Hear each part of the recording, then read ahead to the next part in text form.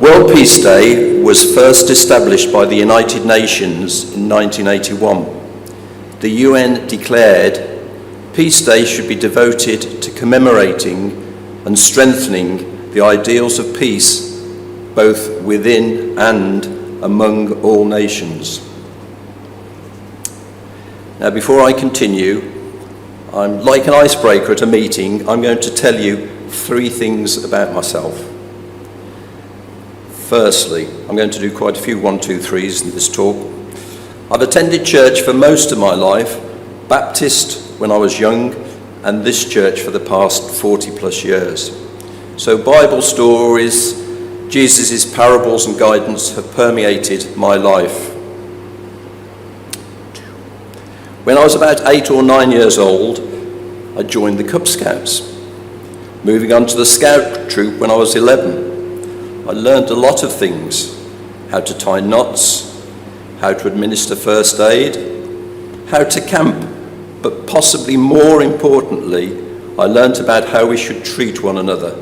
This was summed up in the Scout law.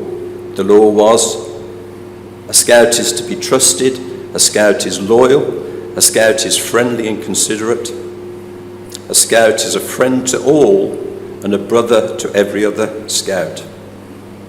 Thirdly, in the 1980s, after a couple of years non-commissioned service in the Territorial Army, I was selected for an officer training, and the Queen appointed me to be an officer in her land forces. The Queen's statement included the words, "We repose special trust and confidence in your loyalty and good conduct." At the end of 1990, I was mobilised for deployment under Operation Granby, that was the liberation of Kuwait. I was involved in the setting up of, I think it was a 200-bed 8-ward tented hospital in northern Kuwait to treat both coalition, including UK servicemen and women, and those from the Iraqi forces, as well as civilians. As it happened though, although mobilised in the UK, I hasten to add, I didn't actually travel to Kuwait. The point of telling you these things about myself is to tell you that I have no qualification to speak to you today. I can only speak from my background, my life experiences. And I'd also like to just mention my family's experiences. My mother and father, as youngsters, they suffered from intense bombing in Birmingham in the early 1940s. My father told me many stories of coming out of the shelter to bombed buildings, fires, no glass in the windows, no gas, no electricity or water. Even at age 12 or 13 years, he was needed to help extinguish fires from incendiary bombs, whilst the adults searched for people in the bombed buildings. One night, a neighbouring family, who he knew well with 5 children, were all killed when a mine dropped by parachute, destroying a line of houses. My grandfather disembarked in France in August 1916, aged just 16. He was posted to the 188th Brigade of the 63rd Royal Naval Division on the Somme. In my lifetime, he spent some time writing his memories of this war. They were never published, but I have the manuscript. I'm lucky enough to have the manuscript. These are a few lines from his introduction. These are his words. At the age of 70, I wonder why they were forgotten. I knew so many of those who died at the Battle of Anchor when we advanced on Hamel village. Many of us were still in our teens. It was not until after the action that I learned the sad truth that few survived this terrible battle. Some of the older ones knew I was only a kid. God bless them. If we were in a tight corner, they would cover us youngsters. And I have little doubt that if it were not for the help they gave us, I would not be writing this today. I'll just move on a few sentences. For a whole week after this operation, we were in burial parties burying both men and horses. My sister Linda, was a welfare officer for the Ministry of Defence. In the more recent war in Afghanistan, she visited and gave support to many families of the 457 UK Armed Forces personnel who died, and the 7,477 servicemen and women medically evacuated. During this period, she was present at the presentation of badges of honour to bereaved families. I recall a lady called Caroline Munday, mother of 21-year-old James Munday, was one of the first to be awarded this badge of honour. Trooper James Munday, her son, was from 1 Troop D Squadron of the Household Cavalry. He was killed in action in Helmand Province. His troop was conducting a routine patrol when he was killed by a contact explosion. Despite the best efforts of the medical team, sadly, Trooper Munday was pronounced dead at the scene. 2 other soldiers were also injured in the blast. Trooper Munday's mother said, "James was an adventurous, gracious and caring son who excelled as a soldier and died doing the job he loved." James was a tremendous character who lived life to the full. He was a talented and fearless skier, an enthusiastic horseman, and was relishing the opportunity to help those in need on operational service. From my background and learning, I've come to 3 general conclusions about war. I'm talking about modern war. I think they call it total war. First, arguments by politicians and leaders for the necessity and legitimacy of war in general lack proper foundation in both reason and evidence. Second, there's a weight of evidence that clearly demonstrates the primary effect of war is to create conditions for further episodes of violent conflict and future wars. Gandhi said, "I oppose all violence because the good it does is always temporary, but the harm it does is permanent."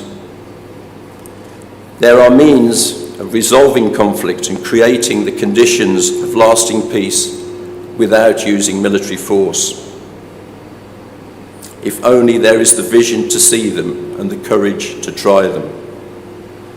Is war ever the sole option or the optimal choice? The experiences I learned about, even though they were second-hand, suggested to me that war is probably humanity's greatest evil and its greatest tragedy. There has never been a war where hate, fear, malice, cruelty, lack of control, torture, and even murder have not been present. There has never been a war where ordinary and decent human beings have remained unaffected or uncorrupted. To put it another way, and I'm not being flippant, I don't think any person who has experienced war firsthand has ever found it to be uplifting or enriching or life-fulfilling. War, which has been described as organised killing of fellow human beings, is utterly destructive and disfiguring. Sadly, in our society, the true horrors of war are too often obscured. In our movies, television shows, in our news, even in our memorials, we often prefer to hide the awful reality of the human suffering and death that results from war. The Apostle Paul affirmed the new ethic proclaimed by Jesus. He said, "Do not repay anyone evil for evil. If it is possible, as far as it depends on you, live at peace with everyone. Do not take revenge, my friends. Do not be overcome with evil, but overcome evil with good. Stand firm then, with the belt of truth buckled around your waist, with the breastplate of righteousness in place, and with your feet fitted with the readiness that comes from the gospel of peace. And then he reminds us that as we follow in the footsteps of Jesus, love, joy, peace, patience, kindness, goodness, faithfulness, gentleness, and self-control will be produced in us. Do you remember those from Simon's talk last week? These are all values which are the direct opposite of war, and they come from Jesus' guidance indwelling in our lives.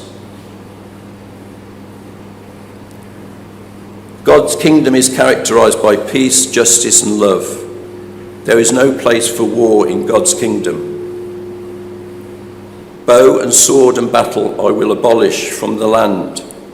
In God's kingdom, the instruments of death and killing are transferred into instruments of life and human well-being. They will beat their swords into plowshares and their spears into pruning hooks. Just moisten my mouth. These quotes from the Bible and the ethical position it entails, the position of non-violence, of refusing to participate in any form of killing in the war, in working tirelessly to establish peace on earth, is the oldest tradition in Christianity, and one which continues today in the peace churches such as the Quakers. For the first few centuries of the life of Jesus, Christians did not engage in violent resistance to oppression and persecution. I believe that this is the original Christian tradition. Origen of Alexandria, one of the great scholars of the early church, wrote, "For we no longer take sword against a nation, nor do we learn any more to make war, having become sons of peace for the sake of Jesus, who is our leader." But what about the development of the other Christian tradition, the doctrine of just war? This doctrine has guided many Christians, especially the official state churches of many countries. Briefly, just war doctrine states that if a number of conditions are satisfied, a war can be considered just, and Christians can therefore support it and participate in it. However, I think just war doctrine is wrong on a number of grounds. First, it is inconsistent as a guide for moral behaviour. It creates two separate moral spheres: war where killing is permissible, and peace where killing is not permissible. More seriously, just war doctrine elevates the political community above the rights and morality of individual human beings and makes killing other human beings a duty. This creates the situation where people may be compelled to kill each other. I would also argue that no war in the last 100 years can confidently be said to have adhered to the conditions of just war. Vast resources are poured into preparing for war, training for war, and making war. No similar level resources, financial or human, have been devoted to training for, preparing for, or attempting peaceful methods of conflict resolution. Compare military budgets with diplomatic budgets. We cannot say war is the last resort until we have put at least as much effort into finding non-violent solutions. Finally, nearly finished. Perhaps most importantly for us here today, I believe that war is wrong because it clearly contradicts the life and teaching of Jesus. The violence, the harm, the injury, the hatred, the brutality of war contradicts everything about life and teaching of Jesus. The question we should ask ourselves is this: how could we pray the Lord's Prayer in all sincerity, week after week, year after year, "Thy will be done on earth," if we then support war which is clearly against God's will? As Christians, I believe we are called equally to both kinds of peace. We are called to make peace with our God and make peace in the world with our fellow human beings. Too often we focus on the one inner peace and neglect the other, peace on earth. So what should we do? Our old minister Donald would say it is good for a sermon to end with some practical suggestions for how we might respond. Today, the International Day of Peace, I will take away the challenge to continue educating myself, to learn more about Christian pacifism, to learn more about the true nature of war and the practicalities and potentialities of peace. I'm also challenged to try and ensure that I'm at peace with God and my neighbours. Lastly, I'm challenged about my commitment to making peace in the world. In this respect, I will continue to look for ways of contributing to peace organisations and peace groups that promote peace and oppose war. And what about us collectively? I will leave you with that question. But I do hope and pray that all of us here today will grow in God's peace. Amen.